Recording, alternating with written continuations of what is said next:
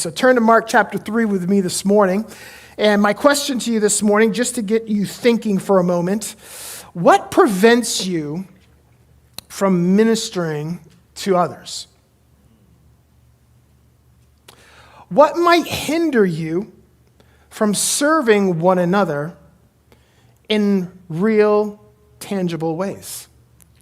We all have hang-ups. We all have hindrances. We all are skeptical. We all have kind of these weaknesses in us. And if it's one thing that I want you to think about this morning when we see what Jesus does and we see how Mark depicts what Jesus does this morning, is to think about the unhindered compassion of God. That's the title this morning of our time together. Compassionate ministry is what Mark, more than anything, I think, wants us to understand about Jesus. And this idea of compassionate ministry, you're going to hear it over and over and over again as we go through this series, is this fusion of two things. It's this fusion of the kingdom of God and his power and his life and his presence and his healing and all that comes with the presence of God. It is the fusion of this power and presence and healing and breaking in of God's rule and reign and influence into our present circumstance. It's mixed with or fused with this idea of selfless service or compassionate service. And when these two things come together, we see it in the life of Jesus. We see it in his ministry. And Mark, over and over again, wants us to understand that Jesus is this servant on the move. He is this man, this God that responds to the will of the Father, and he is continually ministering to the needs of others. That is kind of the thrust of Mark, at least particularly in this first part or the first half of Mark. But Christ's life embodies this deep and profound and supernatural affection for other people. And I want you to think about where you are in your life right now. Does your life embody these characteristics? Does your life embody these principles? If you are following Christ and are disciples of Christ, your life is going to in some way look like his. And Jesus' life was embodied by these characteristics.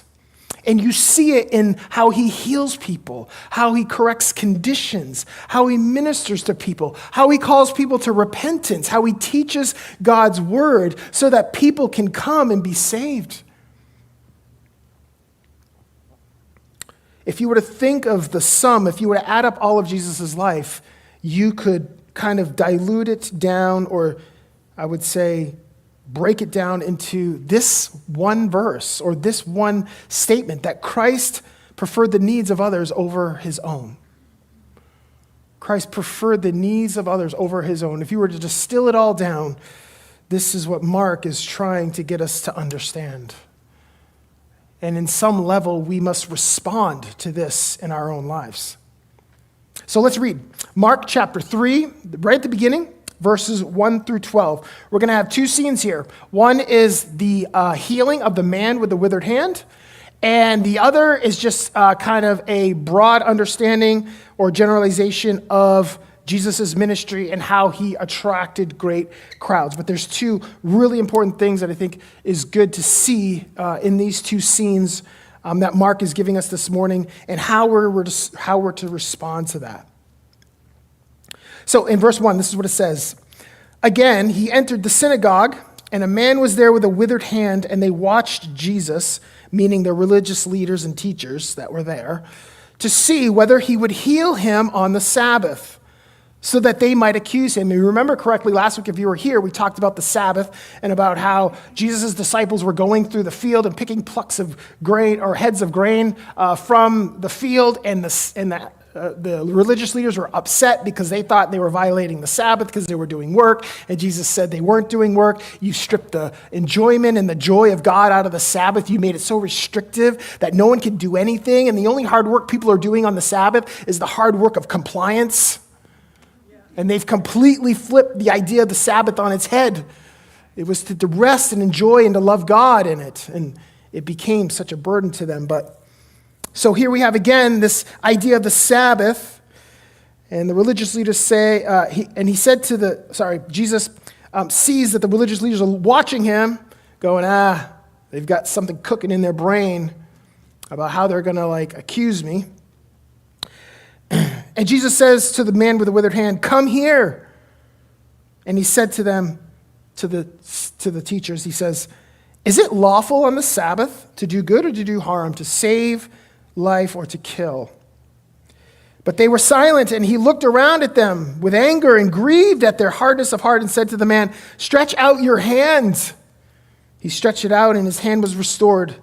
And the Pharisees went out and immediately held counsel with the Herodians against him about how to destroy him. Second scene, Jesus withdrew with his disciples to the sea, and a great crowd followed him from Galilee and Judea, Jerusalem, Idumea, and from beyond the Jordan, from around Tyre and Sidon. When the great crowd heard all that he was doing, they came to him, and he told his disciples to have a boat ready for him because of the crowd, lest they crush him, for he had healed many, so that all who had diseases pressed around him to touch him. And whenever the unclean spirits saw him, they fell down before him and cried out, "You are the Son of God." And he strictly ordered them not to make him known.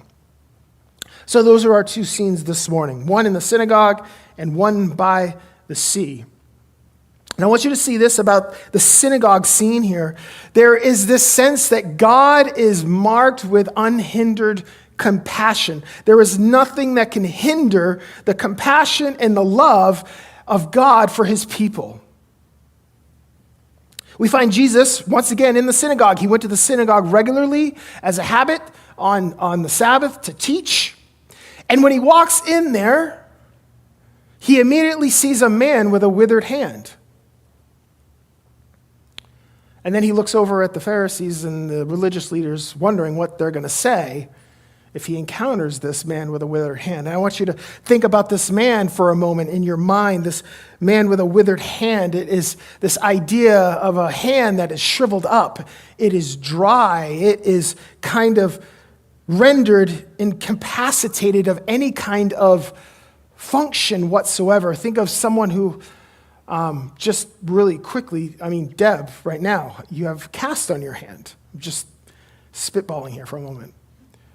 It's a little hard to do what you would normally do every day because you kind of have 1.5 hands right now. And until that cast comes off and those bones are healed, Deb is kind of limited to how she can function.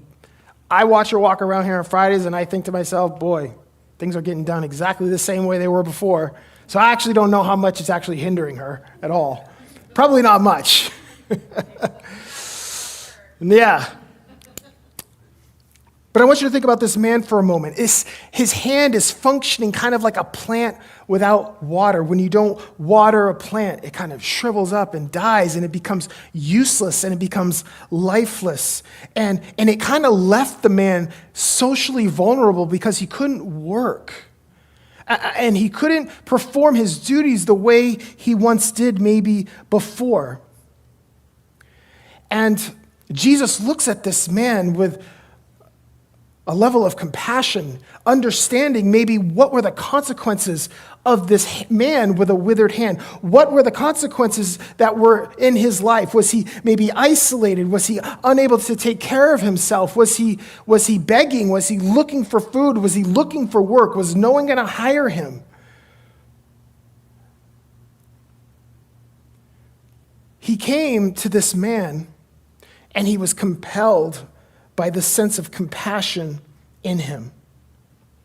And in a certain sense, just like when we see every other healing scene in Scripture, there's always something usually taking place behind the scenes that we're not thinking of. I want you to think of for a moment how this hand may have been kind of indicative of his spiritual life. The man who has the withered hand may be dealing with a state of spiritual brokenness, spiritual weakness. We think about us when we were in a place where we didn't know God, when we were lost. We were unable to help ourselves. We were unable to remedy our own situation spiritually. And we brought ourselves to God, and God drew us near to him, and God remedied our spiritual brokenness and our weakness. And I would liken it to the same thing that we're seeing here with this man with the withered hand. He's there, but there's so much about him that is lifeless. His hand is paralyzed. It cannot move. And it's slowly continuing to deteriorate. Maybe much like his own soul. I don't know. We think about Jesus healing blind people. It's much more than just healing the physical condition of blindness. It's setting people's eyes upon God. When Jesus heals blind people, it's indicative of what is going on in a spiritual sense, in that their eyes of their soul are being opened and awakened to the reality of God. When we think of deaf ears opening, it is that it's the physiological part, but it's so much more than that. It's Jesus opening the ears so that we can hear the truth. When we think about Lazarus coming up from the dead and being raised from the dead, it's much more than a physical resurrection. It's a resurrection of a soul to spiritual life. And it could be that this man's hand is very much representative of where his soul was. And Jesus, look what he says to him. He says, "Come here. Come here." He draws him close. And his compassion compelled him to draw the man who probably no one was paying attention to him. He was broken. He was weak. He was unable to help himself. Kind of sounds like us sometimes. Maybe a lot of the time. Maybe every day we're dealing with that. But the power of God and the compassion of God draws this man near. He's drawn into the midst of the congregation. I mean, he's standing in it. It's almost like if I were to say, "Doug, come and stand right here. I'm going to heal you." Doug comes to the middle of the room, and everyone's eyes are focused on Doug, so that there's no confusion about what's going to take place. He draws him right to the center of the congregation, and he turns to the Pharisees and the religious leaders, and he asks them a question. Is it unlawful for me to heal on the Sabbath? Essentially is what he's saying. Is it restrictive for me to do good? Is it permitted for me to do good or to do evil? Is it permitted for me to save life or to kill? And the religious leaders were so bound up in their restrictiveness that they couldn't even answer the question, even though they knew the answer. This is the easiest question on the test. This is an A++, pass with flying colors. This is a simple one. How do I know that? Because the religious leaders in that time, they offered sort of a, how would you call it? Kind of, what's the word I'm looking for? They allowed and permitted particular things that they normally wouldn't on the Sabbath if it had to do with saving someone's life who was in imminent danger. So they made an exception. It was okay for you to violate the Sabbath if someone's life was in danger. They knew that. And so when Jesus says, "Is it permissive for me to save life or to kill?" they knew the answer was yes, yet they stayed silent because their religiousness and their restrictiveness couldn't allow them to even understand or grapple with or minister to the needs of people in their midst. And so he says to the person, to the man, "Stretch out your hand." He turns his attention from the religious leaders back to the man and says, "Stretch out your hand." This would have been hard for this man to do. It's withered. It takes an act of faith to respond to Jesus and say, "I can't stretch out my hand, but I'll sure try as best I can." And when he stretched out his hand, Mark records that hand was restored. What's the point? The point is this, that we serve an incredibly and extraordinarily compassionate and caring God. Think about that. We serve an extraordinarily and incredibly compassionate and caring God.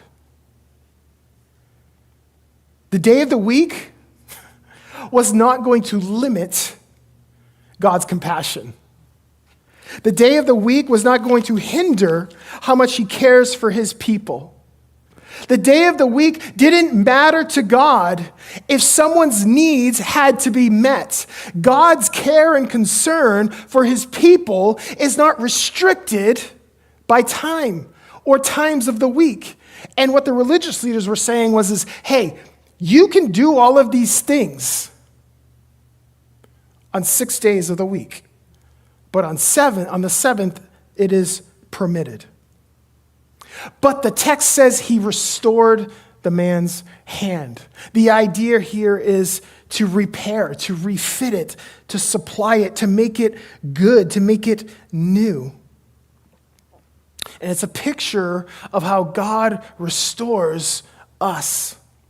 It's a picture of how God has restored the man back to himself relationally. It's a picture of how God, even in our own weakness and even in our own rebellion, that God in his compassion has restored you and me to himself. And he has done that out of his kindness and graciousness and compassion. The religious leaders thought that it would be offensive to God to heal this man on this particular day. Think about that.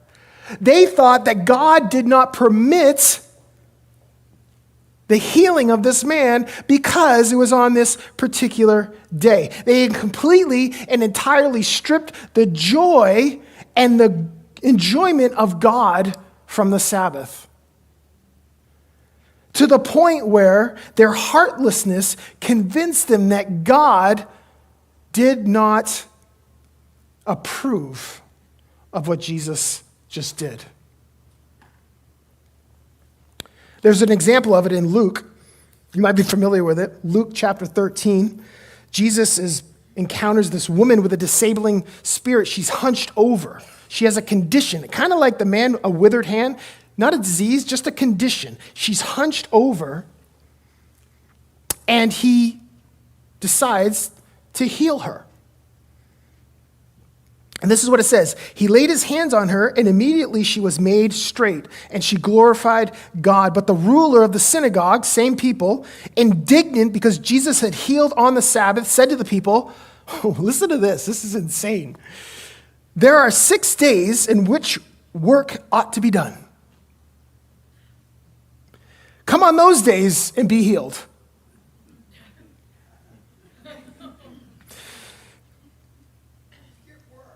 And not on the Sabbath day. If you want your healing, you gotta wait if it's on Saturday. You hypocrites, this is Jesus now. Does not each of you on the Sabbath untie your ox or your donkey from the manger and lead it away to water?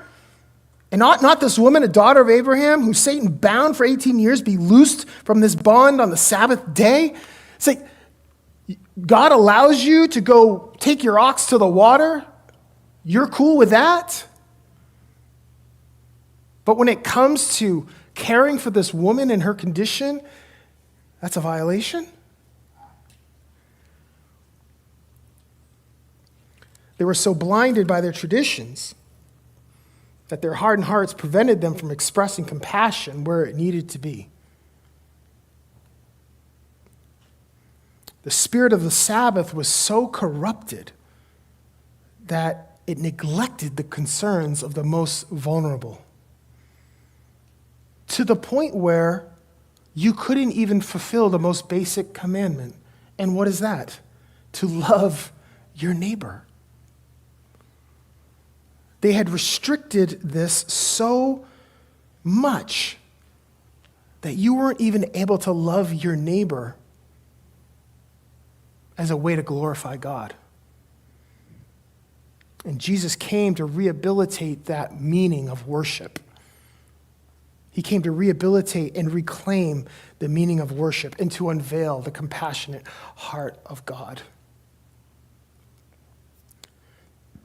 And here's the most ironic thing. The man had a withered hand and was healed and was looked down upon. But the Pharisees had withered hearts. The Pharisees had hard hearts. The religious leaders had hard hearts. They saw a man in need in their own presence and felt as though it was unlawful to even address his condition. Yet they were the ones that were to be the examples for the people. They had hard hearts. They had hearts that were lifeless, withered. Just as the man's hand was withering, so were the hearts of those leaders. They had totally abandoned and neglected their duty before their people for God.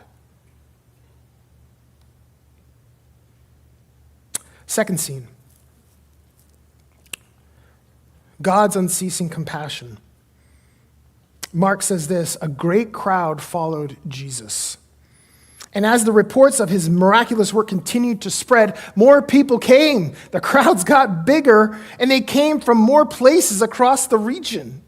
And the crowds were attracted to Jesus, not necessarily for their spiritual nourishment, but for what he could do for them. They saw him as a miracle worker.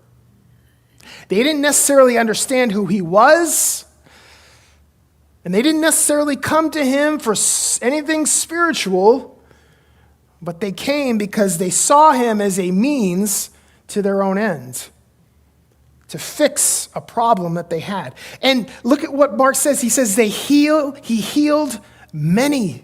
He healed many. Why? Because God is marked by unceasing compassion, limitless compassion, unending compassion. Why? Because his heart longs to relieve people that are suffering.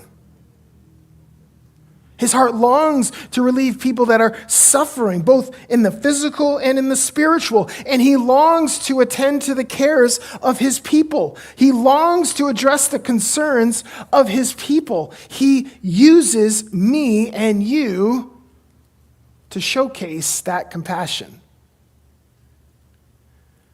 Let me say that again. He uses you and me to showcase that compassion, because he longs to show his compassion and care for his people.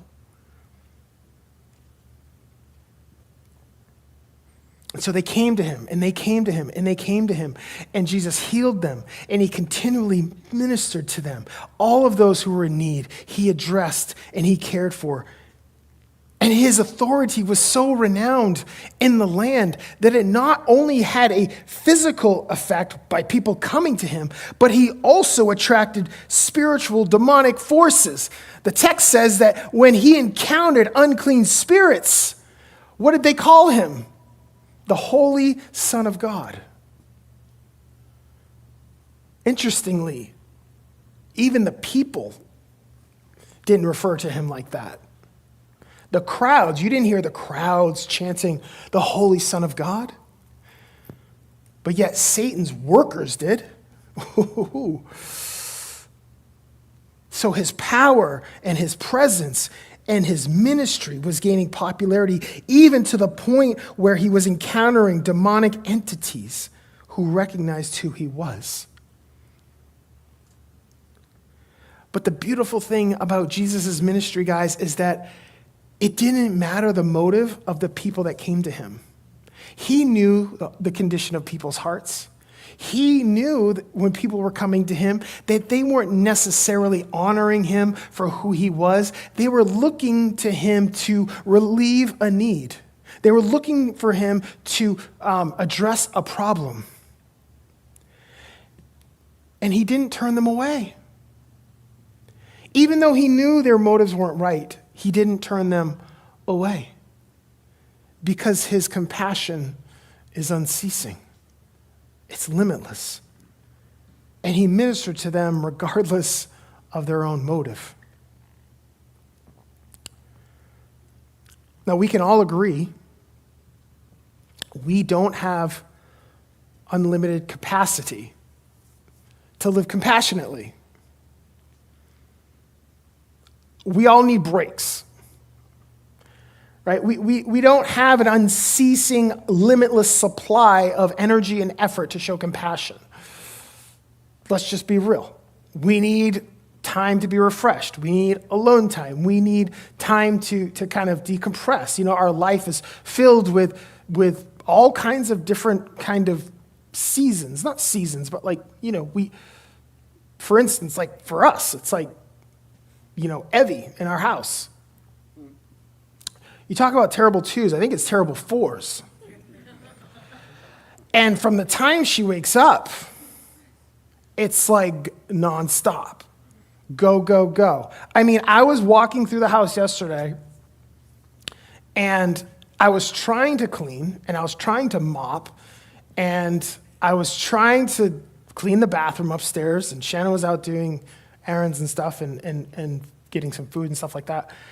And I was remarking to myself how it's like whack-a-mole with her.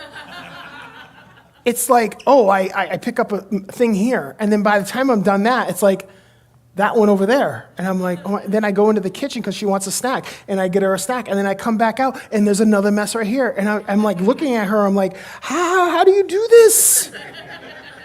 How? Like, how does one 4-year-old child do all this? Like, I couldn't do all that. And I'm just, you know, I've lived with her for 4 years, so I kind of know what's going on. But it's like, but it was just one of those moments where I was just like, I can't keep up with it. And then 2 o'clock rolls around. And that's the sanctuary moment.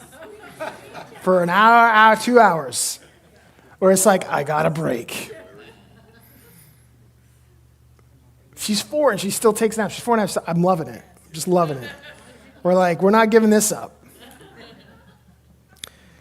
But we all have a capacity to serve, right? We all have a capacity to be compassionate.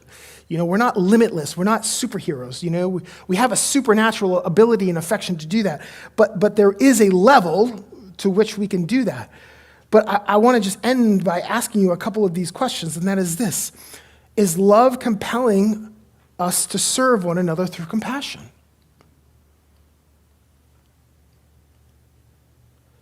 Is our passion for God transforming the way we treat one another?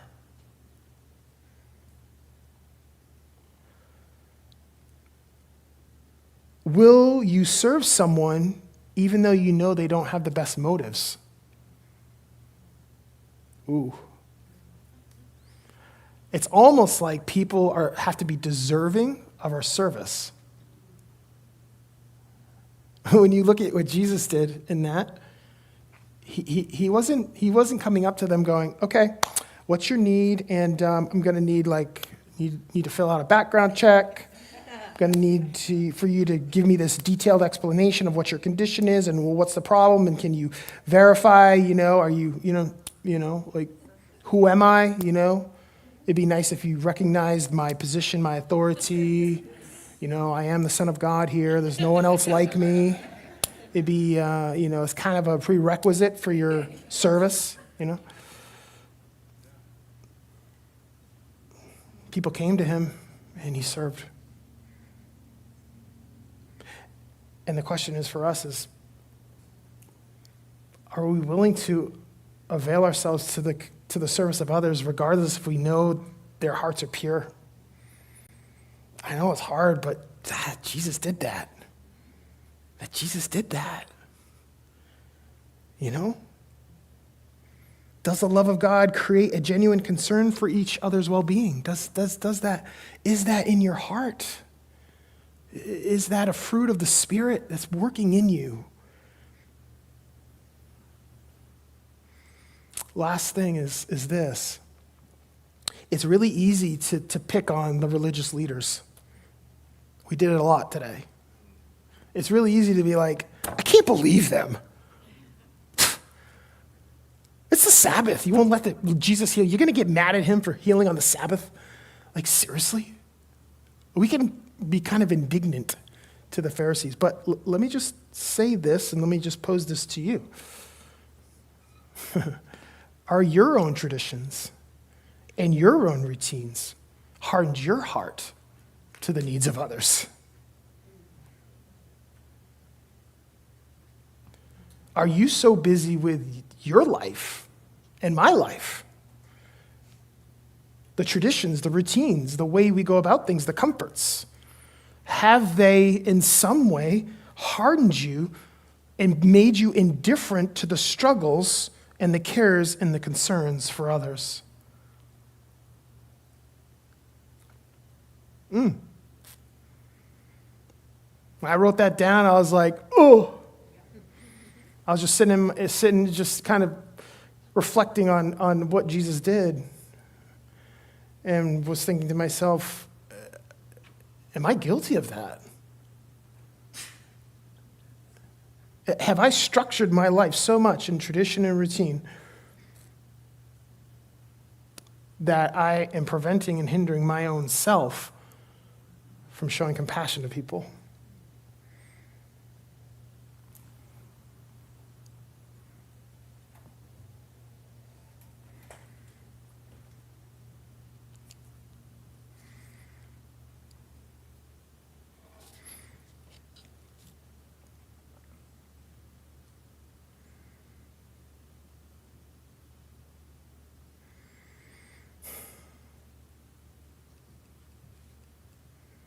So who has a need? Who has a need?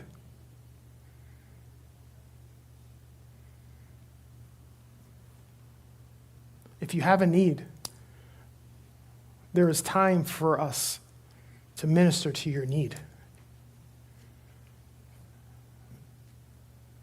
The church is here to minister to each other's needs, their concerns, their suffering. So I'm going to pray, and I want you to think about, do I have a need? And do I want someone to minister to me in my need? I know it's a very vulnerable thing. It's very hard to admit we have needs.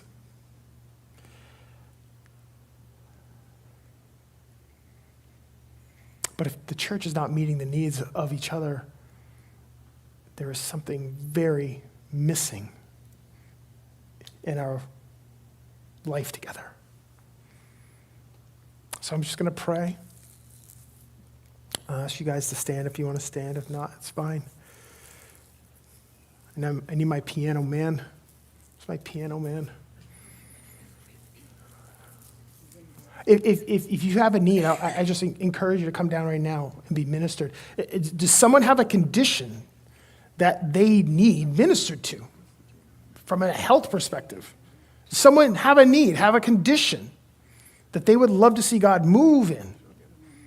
Because we are called to do that, to minister, to pray for, to call upon God, to see God move and break in our lives.